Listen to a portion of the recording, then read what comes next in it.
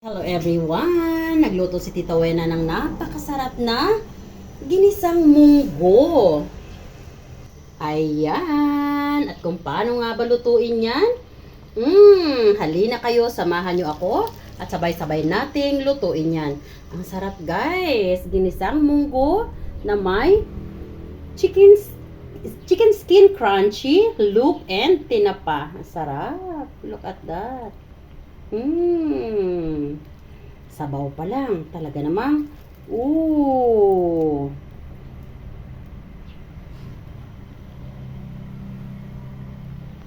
Continuous mo lang watch ang video to take note the procedures and ingredients nito. This is so yummy.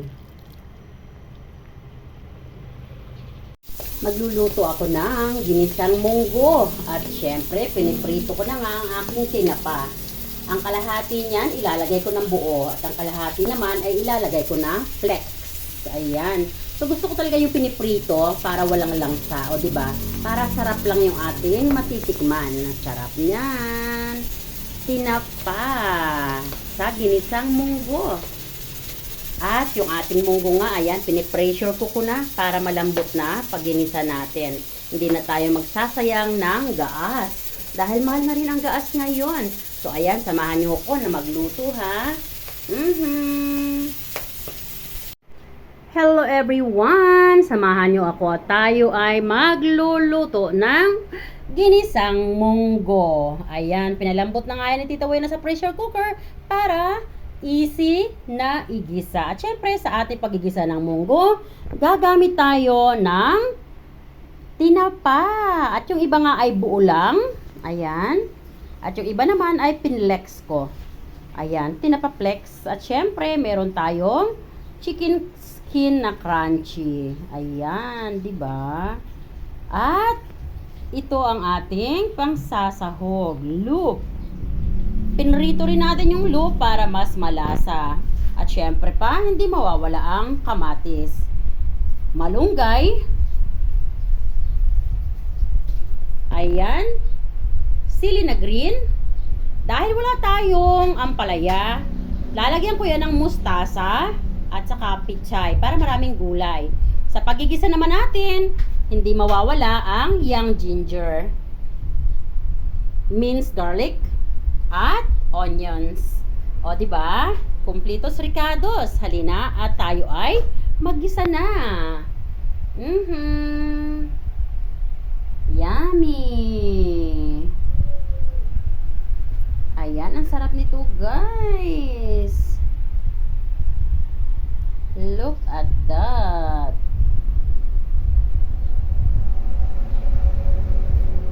Hindi na ako nag-provide ng ampalaya or dahon ng ampalaya. Kung ano na lang yung gulay na meron ako sa refrigerator, yun na lang ay ilalagay ko para hindi na maging complicated ang pagluluto ni Tita Wena. So let's go. Let's begin to cook. So ayan guys, tayo ay maggisa na at gagamitin nating oil yung pinagprituhan natin ng tinapa para mas malasa. Una nating ilagay ang ating young ginger. Pagkatapos nating ilagay, haluin lang muna natin para mag-spread na sa ating oil. Ayan. So, kaya medyo dark yung ating oil dahil pinagprituhan natin yan ng tinapa. And then, pwede na rin natin ilagay yung ating garlic. And yes, sunod na natin ang ating onions. Now, ay haluin lang natin.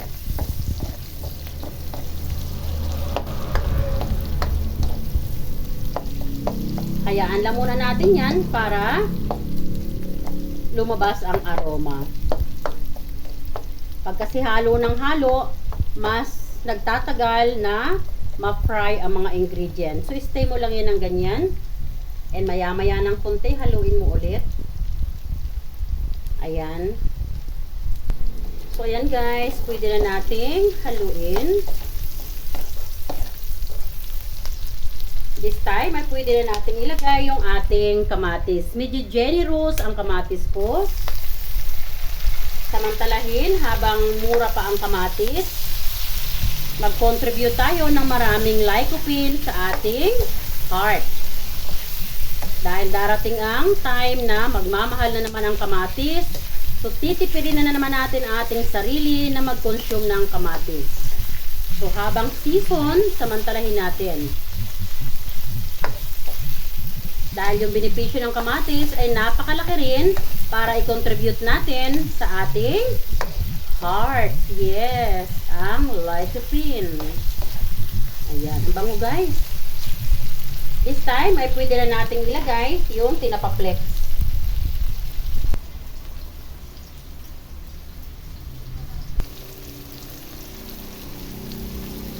Tinapaplex. Yan.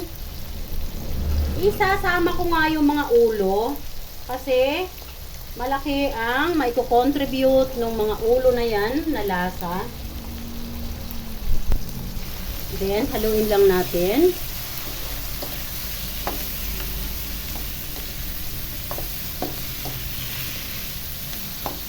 Bango, grabe.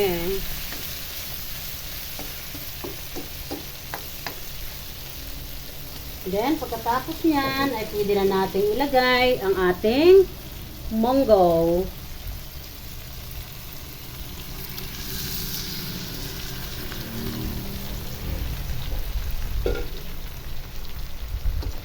Ayan.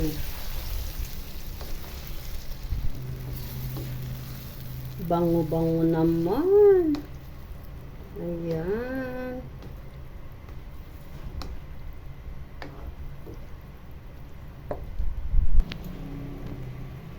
So, ayan. Kumukulo-kulo na yung mga gilid niya. Lagyan natin ng ginisa mix. Maglagay tayo ng kunting patis. Kunti lang. Patapos nating maglagay ng ginisa mix at patis. Kung ano man yung pampalasa na gusto nyong ilagay, haluin lang ulit.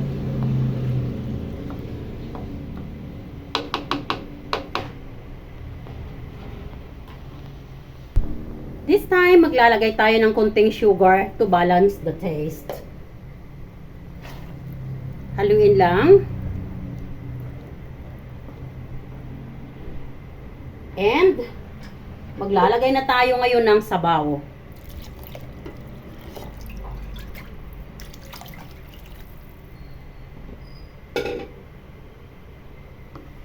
And, haluin natin. Yung apoy natin, naka-maximum heat na tayo para mas mabilis kumulo at nang mailagay na natin yung mga gulay at iba pang mga sangkap na gusto nating ilagay. Ang bango ng ating ginisang munggo na niluluto. Ayan. So, haluin lang natin para hindi dumikit sa ilalim. Yummy! Guys, pa nagluluto ako ng munggo, pag may tinapa, sinasama ko yung ulo kasi nakakapag-enhance siya ng lasa. So, hintayin natin kumulo yan at mamaya ilalagay na natin yung mga gulay. At habang hinihintay nga natin yung pagkulo ng ating niluluto, maglagay na tayo ng cubes. At ang cubes na nagamit natin ay pork. Pork cubes. Ayan.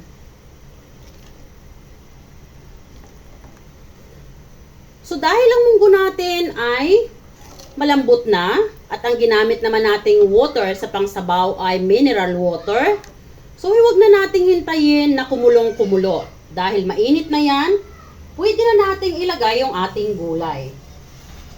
Una nga nating ilagay ang ating pichay at mustasa. So, maaring kakaiba ito sa pakinig nyo dahil kalimitan ang nilalagay sa ating munggo ay dahon ng ampalaya or ampalaya. But since, sabi ko nga earlier, di ba, wala akong ampalaya, wala rin akong dahon ng ampalaya, ayaw ko na lang gawing complicated ang buhay. So, kung ano na lang ang meron ako, yun na lang ang gagamitin ko para less complication. Ayan, matapos nating ilagay yung gulay, ilulubog ko lang yan.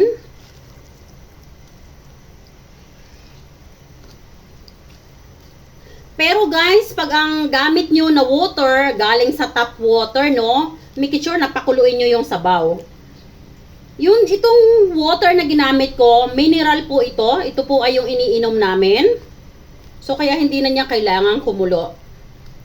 Basta mainit na siya, okay na. Sayang ng gasol, sayang ng aking gasol. Ayan, ang bango. Ayan, so hintayin lang natin ng kunting maluto lang yan. Huwag masyadong ma-overcook ang gulay. Pwede na natin ilagay yung ating malunggay.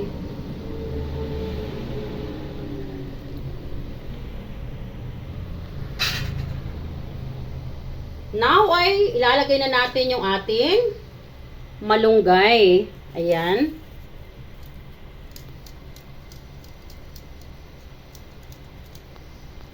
Pagkalagay natin ng malunggay, ilagay na rin natin ang ating sili.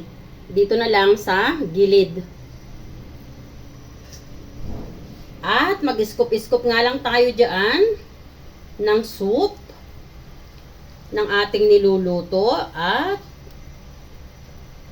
ilagay natin sa malunggay or pwede rin nating i-dip ng ganyan, no?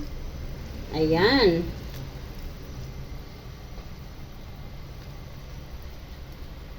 Ang bango ng ating niluluto.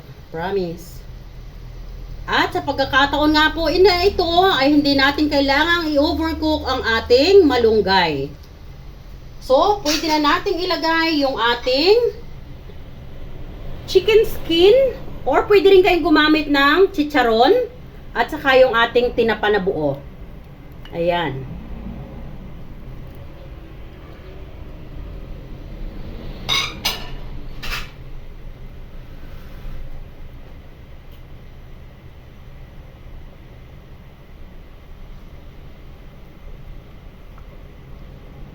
Medyo naging Nigerian yung aking chicken skin. Nakalimutan ko. Nakalimutan ko kasi. Alam nyo guys, ang dami ko kasing ginagawa, nagmo-multitask ako. Nakalimutan ko na mayroon nga pala akong pinapa-crunchy na chicken skin. But anyway, pampalasa lang naman yan. Ayan. So tama na po yan. Titikman na natin.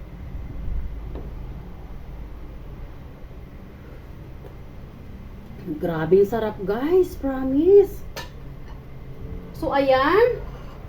Ngayon naman ay lalagay na natin yung ating pinrito na loop. Ayan, dito na lang natin ilalagay sa ibabaw. Yay! Nakaluto na tayo ng munggo. Ayan. Ginisang munggo with loop and tinapa. O, diba? Sarap na naman ang kainan natin ito. Look at that. Guys, alam nyo ba? Sabaw pa lang nito. Talaga namang napapaolala ka sa sarap.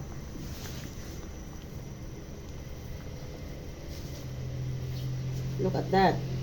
Ooh. Yummy! Ayan. So, nakaluto na tayo ng munggo.